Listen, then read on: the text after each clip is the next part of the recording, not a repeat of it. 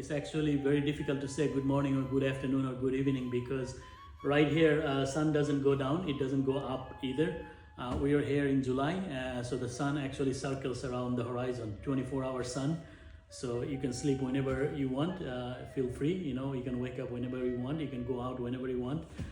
So we are in Greenland right now. We are within the Arctic Circle. The town that we are in right now is called Ilulissat. We came from USA, so our flight was from Boston to Iceland, then to Nuuk.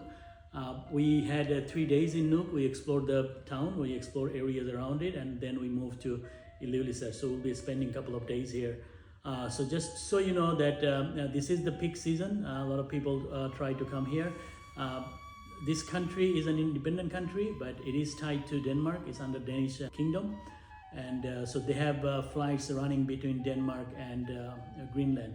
The Greenland Air runs all year round, but there are a couple of seasonal flights through Iceland, and we came through Iceland because it makes more sense for us to come through Iceland. It's like we don't have to fly farther east. When we came here, I was planning this trip like 7 months ago. We bought all the tickets, all the Airbnbs. There are very few Airbnbs in this area, so keep eyes on that. If you prefer Airbnb, definitely I like Airbnbs over the hotels, and I will be explaining where we are staying right now. The Airbnb that we are in right now in Ilulissat is right in front of the water, where you can see all the ice fjord is moving. It's coming from the Disco Bay. This is the second fastest moving glacier, and the scenery here, it just keeps changing in every hour because the ice is flowing. So yesterday we took a boat ride. There are different groups, different tour companies, small groups.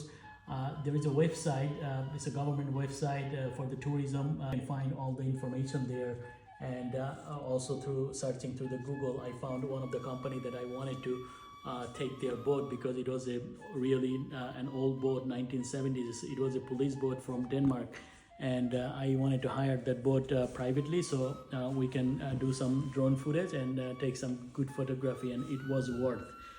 We loved it. This was the best travel video that probably we made. And coming here, one of the things is it is a little bit more expensive than any other places. There are two different ways that you can come here. You can go for cruise, and if you go for cruise, you don't have to think about anything. It's all inclusive, your accommodation, your food, your expedition, but it costs a lot more money. We thought about that first. Obviously, it's the best way to come here. If we are looking for the cruise at this time of the year, 10-11 days cruise could cost easily for two people $25,000 US. So I did my self itinerary, purchasing all the tickets by myself, Airbnbs, and purchasing all the tours, and making the plan where we're gonna hike.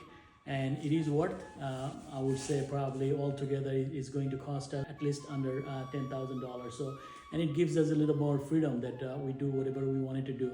And coming to Greenland was definitely a bucket list because we went to Antarctica a year and a half ago. And this is the first time actually we are coming within the Arctic Circle, because if you go to the center of the, at the north of the planet, there is no landmass. So people who actually explore North Pole, they have to come to Iceland.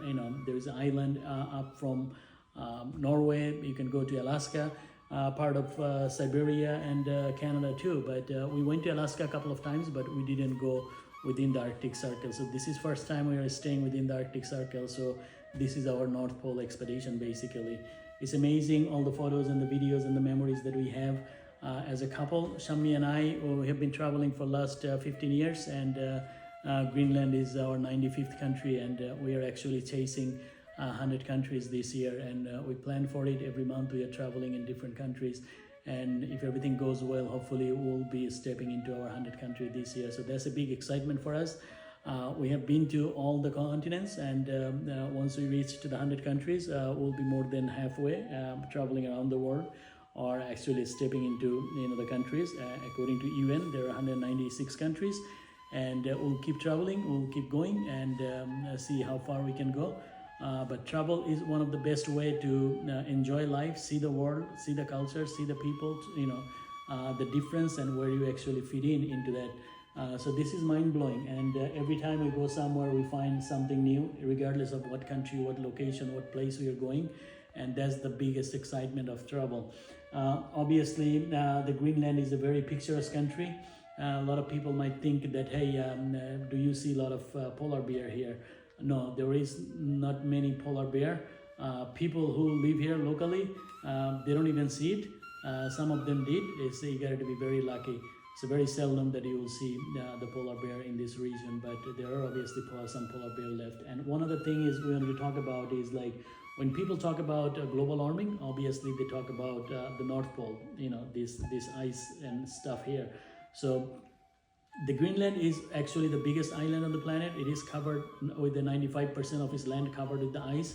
And they say that, hey, if all the ice in Greenland melts, the sea level will rise around 24 feet, you know, which is pretty scary. All the, you know, low-lying areas, it will go underwater. And once you compare it to the Antarctica, which is the continent pretty much the same size of Australia, the ice thickness in average is like 7,000 feet.